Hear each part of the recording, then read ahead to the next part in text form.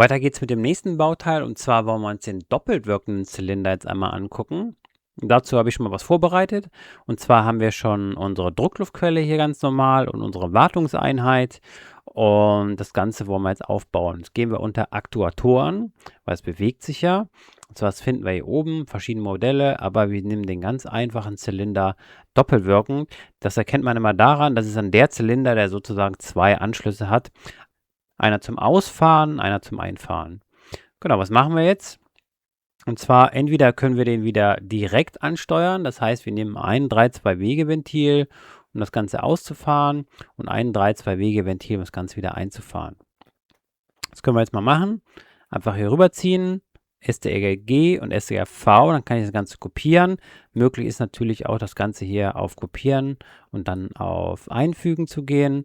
Und dann habe ich noch das gleiche Ventil nochmal, dann brauche ich das links aus der Bibliothek nicht zu holen. Ja, Doppelklick drauf, dann möchte ich das wieder benennen. Das ist ja -SJ1 wieder, ne? Und der zweite ist dann SJ2. Wenn ich den jetzt lösche und den kopiere, dann benennt er den auch automatisch nach der Reihenfolge, numerischen Reihenfolge weiter. Also wenn ich den jetzt weiter kopiere, dann habe ich jetzt die 3. Ne? Und mit Entfernen kann ich den wieder löschen.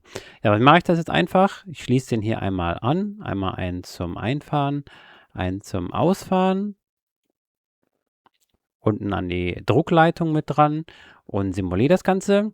-SJ1 lässt den Zylinder einmal ausfahren, -SJ2 lässt den ganzen einmal einfahren. Ja, das letzten Endes ist auch eine einfache Steuerung mit einem doppelwirkenden Zylinder, direkt angesteuert. Wir wollen uns gleich mal angucken, wie so ein Zylinder dann indirekt angesteuert wird.